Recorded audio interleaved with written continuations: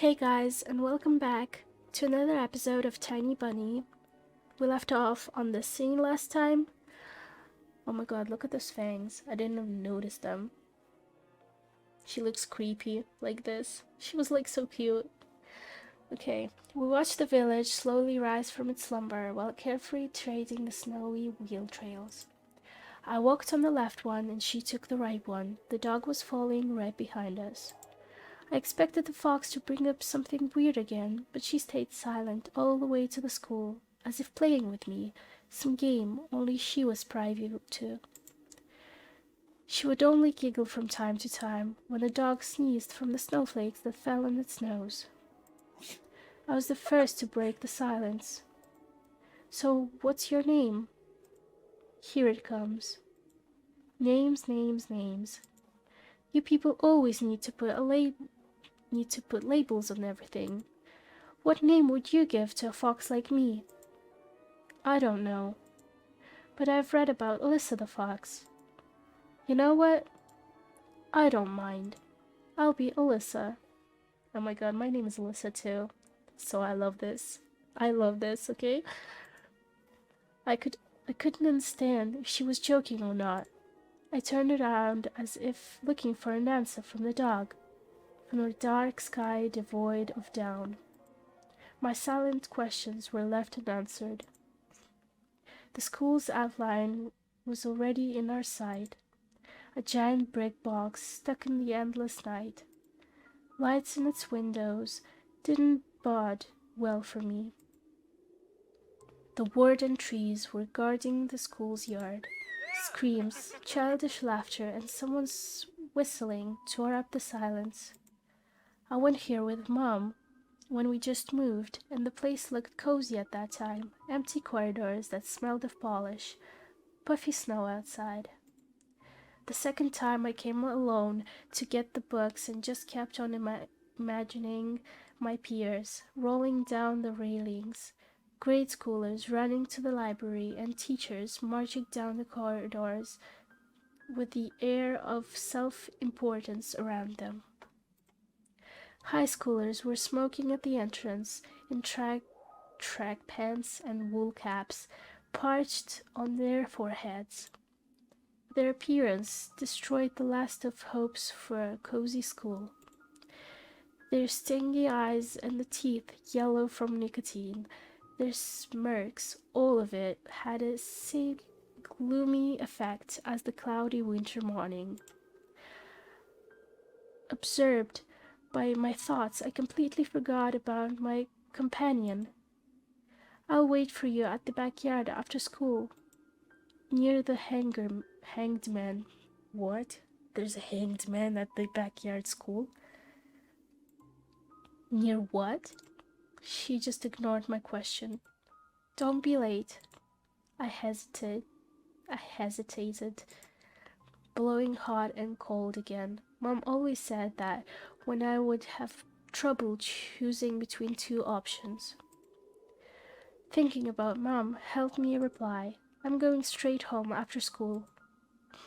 Well, Antasha, I'm going to let you off the hook, but the others will creep up to you with their smiles and smirk their teeth into you.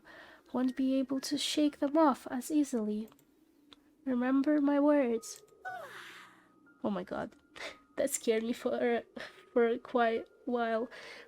The fox opened her mouth in a wide yawn. What kind of trick is this?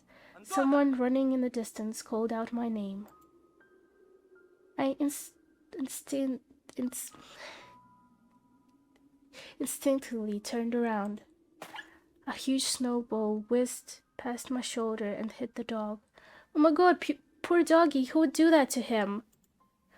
I whimpered and ran towards the spring. The darkness devoured it. The fox girl was also nowhere to be seen. She dissolved into frosty air. Or was she hiding in my shadow? I gulped and swallowed the gum. Unlucky. After taking a deep breath, I went towards the school, towards the cutlets in dough, towards the light running down on the snow. I don't want to go to school. Just let me go home. Okay, let's just go there. I could hear muffled voices behind the doors, so blinking lamps. Darkness creeped along the windows, and it felt like the school was drifting in open space like a lonely, lost spaceship. That means, after going up to the second floor, I noticed a ground around the notice board. Oh, there's an attention kid missing. What does it read here? He left his home on January the 5th around 1600, like 4 p.m., and never returned. Was last seen at the bridge over the... I can't read that. Okay. Okay. Everyone was taking part in the lively discussion. I moved closer and took a look at something everyone was interested in through the wall of backpacks. There was a piece of paper with something printed on it glued to the left of the notice board. Oh, okay. I could have read that like... I'm stupid. He was wearing an orange coat with a hood, a black wool cap and scarf, mittens with green stripes. Might have had a plastic toy gun on him. Child missing. Vova Matushkin, that was his name. A fourth grader. On the creepy print, Vova looked dead. Why would he look dead? He looks alive, with a black mouth and dark, empty eye sockets. Could it be that the darkness, dwelling deep in the forest, invaded his pores and untilated his face? Mutilated. Okay. A plastic toy gun couldn't protect him from the whispering branches and the howling wind. Empty eyes of the lost boy piercing through my soul as if pleading. Unable to meet his stare, I turned around and rustled to the window, took a seat on the window sill. The corridor was slowly filling up with children in groups of few. Nobody paid me any mind.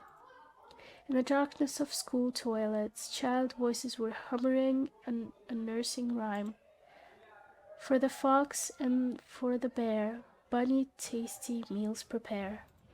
I turned my head towards them, trying to get a better look at their features, but then my attention was stolen by a loud clicking sound. A female teacher marched down the corridor with her chin raised up high.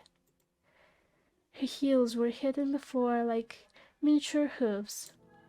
A girl was trailing her every step. Oh, she's cute.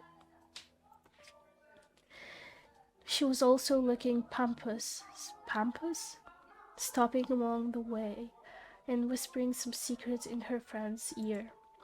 She was probably a class rep, since she was carrying an attendance register book. Katrina, take this, please. The teacher opened the classroom door, and the cloud of children swarmed in, screaming and pushing. Out of all of them, a tall, red-headed fat boy caught my attention. His face was full of blisters. He looked like the inside of a pomegranate. A bad feeling risen up the hair on the back of my head. I've seen boys like him before. Unsettled eyes, clacking laughter. Clacking? Okay, no. The girl, who was a smaller copy of the teacher, warned the boy with a wave of her hand and entered the room throughout the clearing in the crowd. Some other guy stood in the way of the crowd, and the redhead immediately shoved him. Move your legs, moron. A boy flew headfirst, flailing his hands, trying to keep his balance. The fatso burst out laughing, and a couple of kids joined his nasty cackling. Their laughter sounded like someone was snipping with huge garden scissors. The classroom sucked all of the kids in. Oh my god, sucked? Really? The corridor stood empty. I wanted to grow roots and stay on the windowsill. Oh, steps to the forest. That's where the fox was going. To the forest. Just a handful of lampposts outside were battling the darkness, writhing like fluorescent fish in the Black Sea Ocean. Maybe I can still run away. Go outside, dissolve in the dark. I imagined myself running through snow, how it squeaks under my boots, and how I'm becoming lighter and lighter with every step. The ringer's trill blew that illusion away. I tore myself from the window with great effort, then took a couple of deep breaths, trying to at least calm down my mad pulse, and entered the classroom.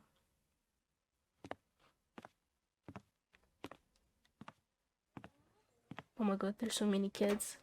I forgot how school looks like already. Oh my god. The prim teacher looked at me over the frame of her glasses, clearly annoyed. I'm the transfer student. I was told to come here. The snowy forest trail was winding. In front of my eyes, the pines rustled, but it didn't sound predatory anymore. She buried herself in the register and flicked through the pages. Your last name? Petrov. Huh? What are you mumbling there?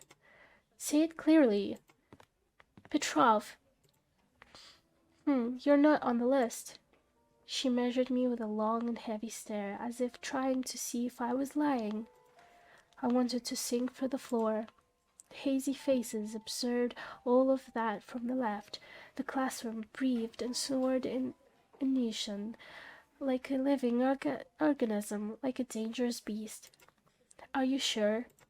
I don't have you in my register. My knees chose the worst time to start shaking, and I felt dizzy. I clenched my fists so hard my knuckles became white. They told me to come to the classroom 204 to ask for Lilia Petrovna, class 6C.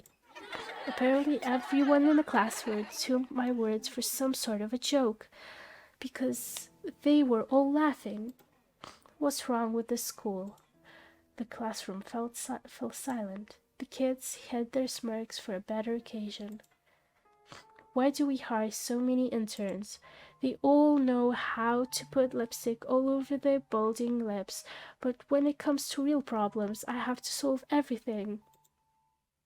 How did they send you here without any proper paperwork? Ugh, we've had the same thing happen so many times already. Wait here, I'll be back. After I have a little chat with them. The teacher flew past me, mumbling something to herself in outrageous anger, and I was left standing at the center of the classroom. The prickled my skin, danced on it like laser sights. Once again, I imagined running far away from this place, fighting the clouding wind, soaring high above the pines in one long jump, with the wind in my back as my only companion. My eyes of my future classmates were asking, this new boy, is he one of us or an outsider? Somebody whispered something and stifled, laughing, rolled through the classroom. Wipe the board! It was easy to guess who was the main prankster here. Hey, Four Eyes. Are you not only blind, but also deaf? I said, wipe the board. My knees weren't the only shaking part of my body anymore. I was trembling from head to toe, and I prayed for the teacher to come back sooner. My prayers were answered by the powers that be.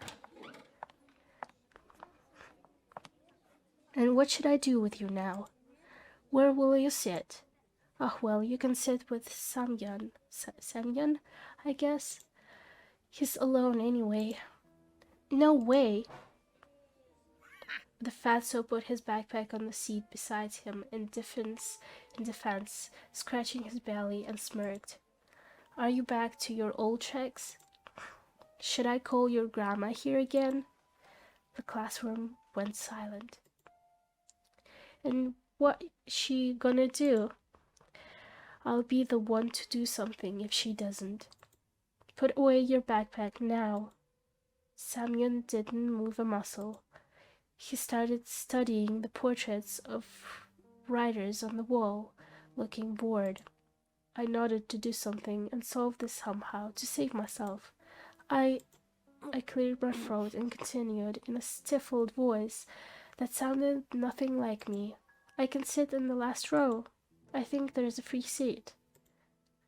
The teacher snored loudly. She looked at me, then at Samyan, then back at me. Fine, go there for now. And you? Barbarian? I'll have a talk with you later. Barbarian. Okay, doesn't matter. Come to me after classes. You'll be on the cleaning duty. Got it? Samyan forced out a twisted smile. Juicy pimples were growing on the tip of his nose, ripped from talking. I was carefully afraid to stumble and fall, causing another outburst of laughter from everyone. I took my seat at the back, at the last table, where I was met with a pile of old posters. The outcasts took their seat and the classroom was ready to start. Now this is settled, let's start the class. Today's theme is traditions of Russia and internal literature in Zishunkans. Don't lie. Really?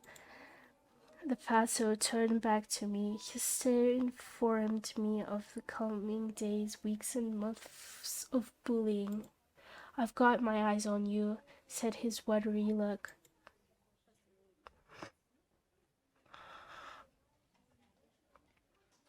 For just a couple of periods, I had already noticed a huge yellow spit stain in my notebook.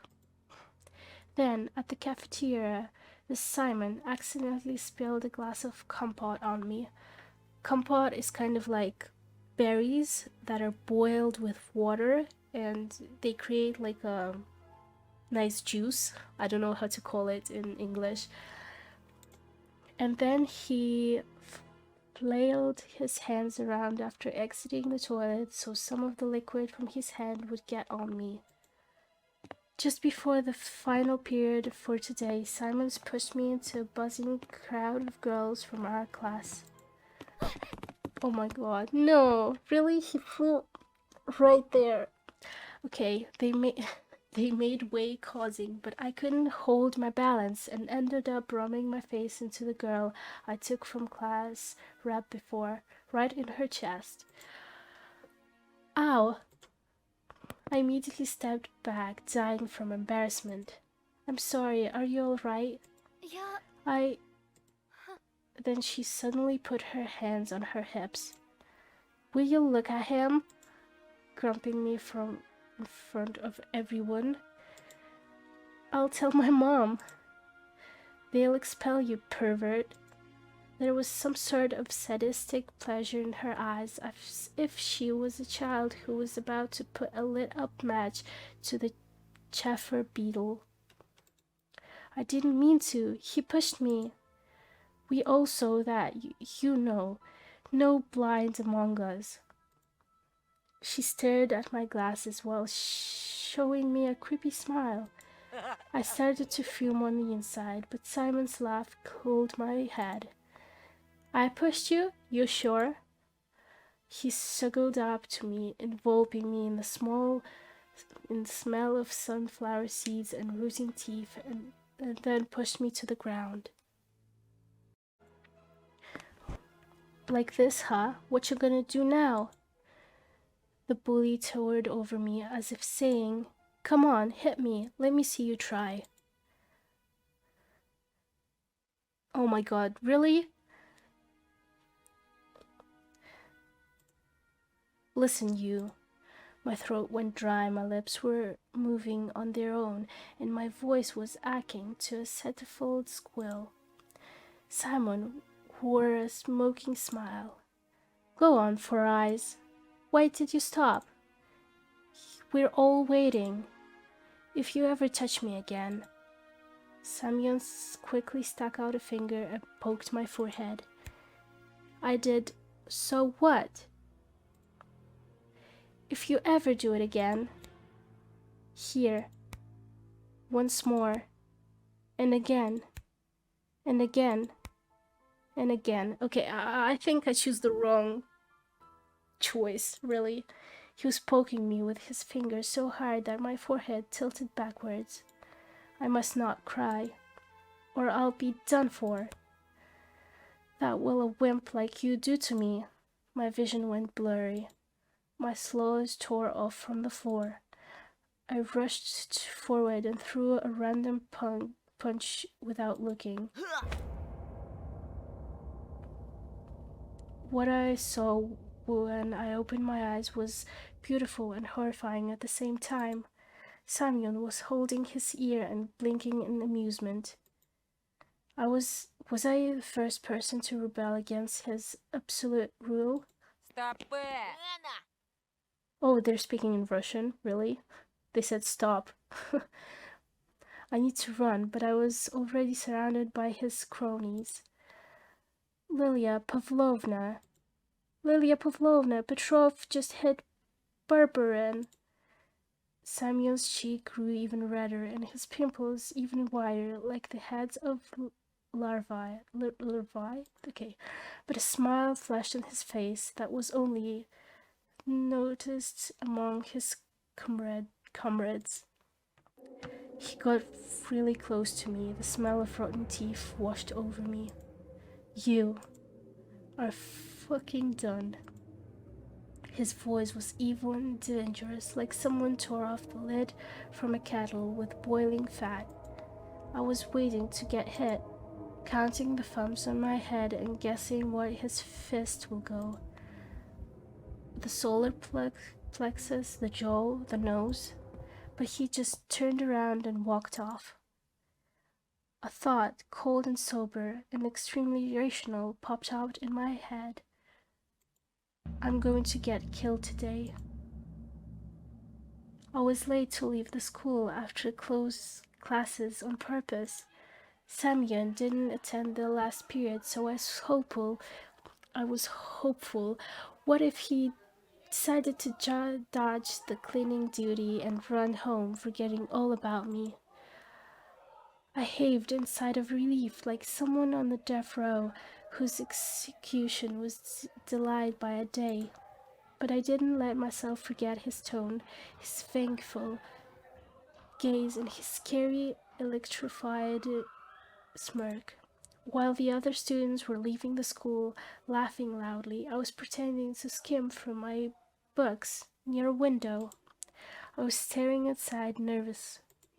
Simon was nowhere to be found in the ground yard or near the school gate. I would leave earlier because I think he would be waiting somewhere, maybe, for him. I didn't really believe I was this lucky, so I decided to be extra cautious and stayed from some more time in the corridors that were gradually getting less crowded. All of the bustle moved to the first floor. Well, now you're alone, and he can hit you anytime. I wouldn't stay alone in a room or in a corridor where there's no people if I had someone that was trying to kill me or beat me up. It's a little stupid, I think. But okay, it's his choice.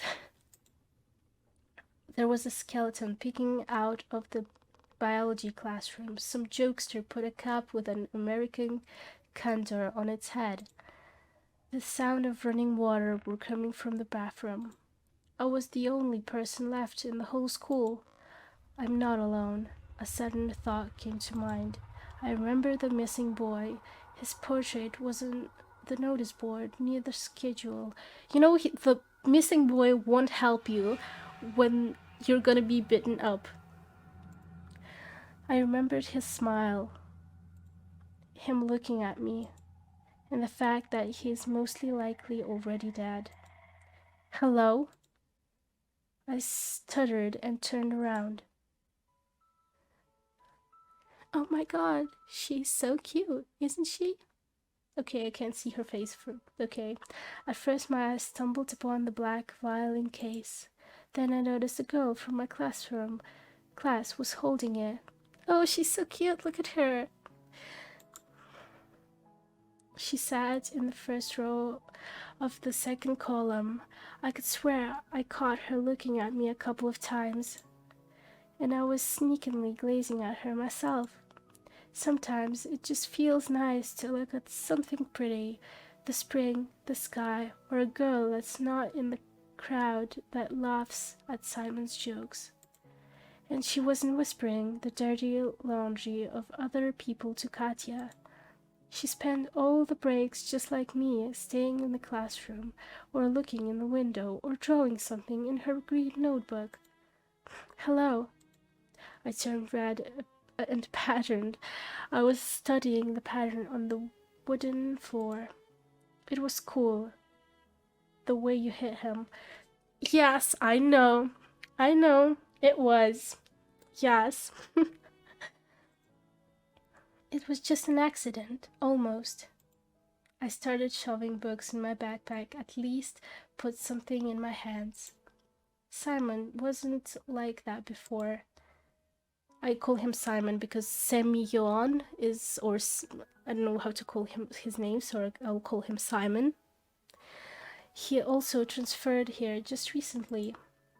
His grandma told me that it almost felt like he went mad. Even the upperclassmen fear Simon. Did you know? But you're different. You're brave. I mumbled in reply. Yeah, I know. I'm brave.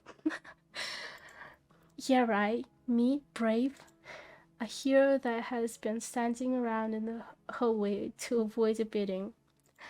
The girl looked at me with her clear, attentive eyes.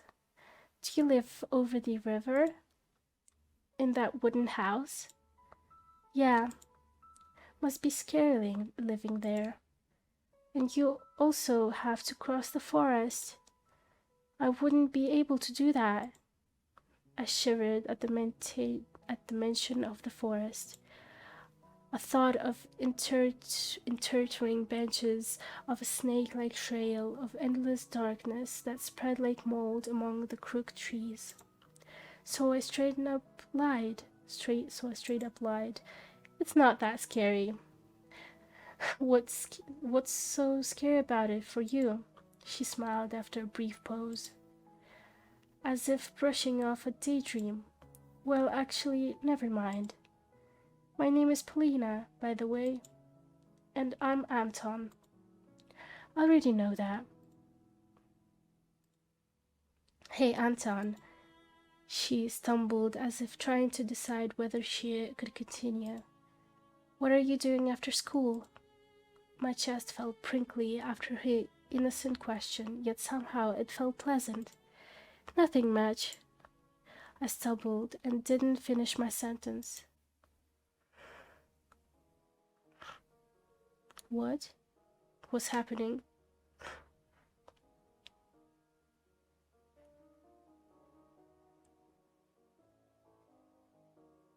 Alyssa's predatory face flashed in front of my eyes. Maybe Polina is Alyssa? We'll see. Her playful eyes and the slits of the mask were probably just a product of my imagination, though. What if the fox girl is waiting for me after the school? Or was it another of her weird jokes? I wonder if she's hiding a big red trail under her coat. I suddenly got covered with beads of sweat, like after a PE class. I wanted to take a shower, as if just thinking of Foxy Girl made me dirty, soiled my clothes, lured me into the forest's embrace. I have a violin lesson, and then I'll be free. My grandma hired me a private tutor. Our music teacher is a violinist, and he doesn't have anyone to teach here except for me. She waved her free hand in the air, imitating me in the movement of a bow and violin strings. I could almost hear the music. It chased Alyssa out of my head. I looked at Polina's lips, catching her every word, and was frozen for the unusual sensation. They were warm, soothing, and tingly. I felt like I was very small, and the feeling were immense, and they couldn't fit inside me. They sat there as a serial killer on the loose in the village. Maybe that's just the bunny or the fox or the bear, maybe. I didn't see the bear yet, but maybe it will show up soon. Normally, Grandpa would escort me home from school, but he's been sick lately. I snatched a glance at Vova's photo. His eye wells were studying me, his lips wearing black lipstick. Just like the portrait on a gravestone. I mean, I'm not a coward, it's just... I think I'll be safer together with you. Will you go home with me, Anton? There it was. Finally, everything that I read about in adventure books, everything that I dreamt about, was seeping into my life. A mysterious crime, a beautiful stranger, and a heroic duel. A duel. Thinking of Samyon instantly sobered me up, returned me back to earth, and it started shaking under my feet like a deck of a ship. If only I could rise to the occasion in front of Polina, because no matter how brave I was trying to act, it was obvious for both of us that I wouldn't be able to stand a chance against a big guy like that. And him knocking me out won't be able the worst of it. The worst part is that Polina will see all of that, and she'll laugh at me like everybody else.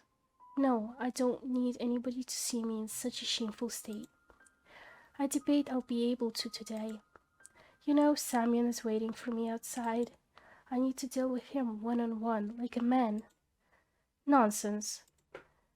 Polina brushed off some of her hair from her forehead, and I sensed a weak aroma of blackberry. Polina was like water when you were thirsty. You gulp it down and still want more. I remembered the summer evenings at the country house, the fire's pungent smoke and the berries hanging over our fence from the neighbors, and the soft cover of pine needles under my soles. Those few peaceful days when I felt completely safe. My mom resting in the hammock, my dad putting meat on a skewer. I couldn't have foreseen the upcoming catastrophe in the crackle of the coals in our parents' laughs in the smell of fluently July. Could I even see how fragile that word was? Do you really think that Savage will give you a fair fight? Will just swarm you with his friends without giving you a chance to catch your breath? Polina suddenly flashed a devious smile. But if we go together, they'll be put off. I'm not only the first violin of this village, I'm also a girl. I've heard from Delinquent. I know that he'll never attack someone when there's a girl around. Can you imagine? They have a weird code of honor. A delinquent, you know? I thought, worried. Is he better than me? Taller? More handsome? Oh, I have to go to music class. She made a couple of steps and stopped. Amazing, Polina didn't look like those beauties from magazine posters or the actress from the movies, but in the flickering light of the ceiling lamps she looked much more alluring. Can you play anything? My parents bought me a guitar a couple of years ago. I immediately remembered my meager attempts at making music. Change, we're all waiting for change. Soys, Songs echoed my thoughts and desires to change something. The guitar got lost somewhere, as if reassuring to move the old house near the forest. I think my parents gave it away to someone that needed it more. I don't, sadly. A pity. Oh well, I'll be going. Bye. Her shout was captured by the loud echo. Her shoes also echoed through the school hallways. Bye. I wasn't sure if Paulina heard me. I looked out the window again. The school's yard was empty, just a couple of grade schools throwing snowballs at each other. Nobody who looked like a shulking Simon with his cronies. This was giving me hope. What should I do? Paulina could become my friend, the first one in this new place. And besides, she may be in real danger of meeting a killer, and I'll be here, defender, her knight.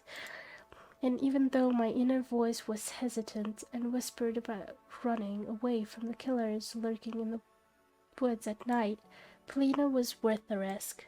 But the red, cunning fox was also intriguing.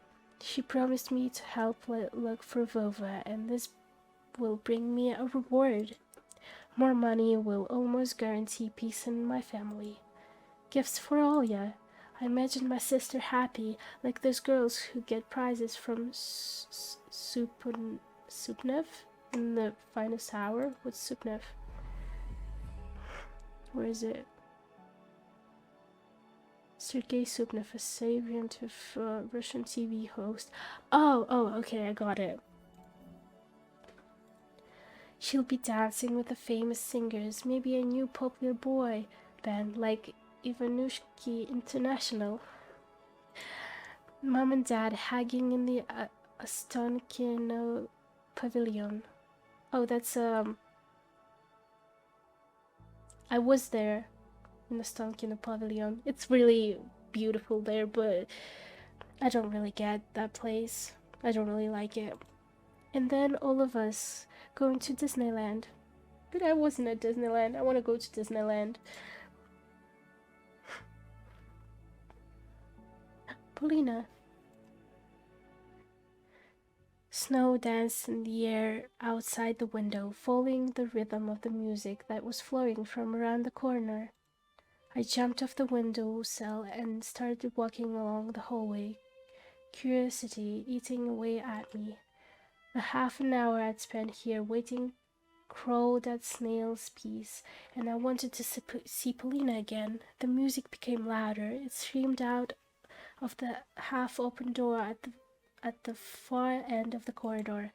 My music taste was limited to Litov, Shevchuk, the timeless classic, and the pop songs I saw on TV, along with music videos that would sometimes be put on tapes as teasers before a movie. But this violin melody captivated me. I felt like a master woodcutter working with delicate wood and fragile crystal toys, a gust of warm wind. I pressed my cheek against the doorway. Paulina was hiding from me in the far end of the classroom, but a shadow that fell on the wall definitely belonged to the girl with the violin. The movements of her bow were so graceful that I felt like I was getting carried away on the waves of music. My heart broke and barrier of my ribcage and started hopping around. Faster and faster, it jumped on snow piles, gliding between the pines toward the fiery sun above the windfall. Got tired of waiting? I was so deep in thought that I didn't hear the approaching footsteps. After bathing in music, Paulina felt even more magical. Oh no, not really. I was just thinking about my comic. For some unknown reason, I lied. You draw comics? Yeah, well, I mean, I want to draw one. Ah, and what will it be about? About the most charming and kind girl that plays a violin who somehow happens to be in this house of horror. About a fox. Oh, I mean about talking animals who help children who get lost to return home from the woods. And then they dance in the night. Wow, sounds interesting. Did you come up with it yourself? I lowered my gaze. I got inspiration from looking out the window.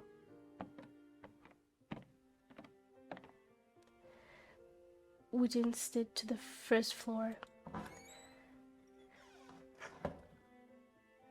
I opened the door in front of Polina. Dad told me how essential it is to be a gentleman. So you're an artist, huh? I had a hunch you were different. Special. Are you joking me? I'm absolutely average. Simon is the average one. And everyone, an average idiot. And you carry something kind and fluffy inside. Something barked near my leg when we were crossing the schoolyard, interpreting Polina. Eek! Eek! Really? What the heck? Really? Does that sound like eek? That doesn't sound like eek. That's like a... or something like... I don't know. Don't worry. It's just... Julka. Julka, okay. I stood on one knee and rubbed the barking dog behind the ear. I was frustratingly wagging its tail like it was some sort of propeller.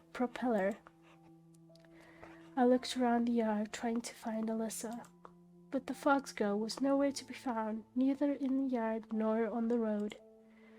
Leave it be. It's a stray, you know? What if it has pests? No, this one has an owner, I think. Polina looked at the playful dog with disgust, covering her mouth with a handkerchief. Do you have any food on you? I think I have something left. We'll feed it and go, all right? She took out a sandwich out of her bag, threw it to Julka. The little dog rushed to her bouquet, swept away the bread with her nose, and started eating the bologna. What a picky eater. Come on, eat everything. Polina tugged my sleeve, egging me on. Hey, what's wrong? She replied with laughter. The Wallinger had literally dragged me out of the school's gates, stifling laughed into a feast. I turned around. Julka followed us with sad eyes as we were leaving. The dog looked especially lonely with the school as the backdrop. And then Polina just stopped laughing. She walked alongside me and with a blank stare, completely silent. Okay, I think we should end this episode here because, you know, something will happen. I just feel it. So I'm gonna leave it for the next video. And please subscribe, comment any suggestions on other games because I posted Superliminal, but as I see, nobody really likes it. So yeah, I need game suggestions. And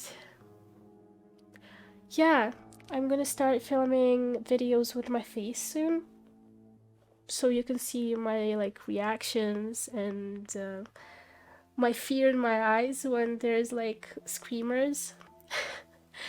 And I'll see you guys next time. Bye bye.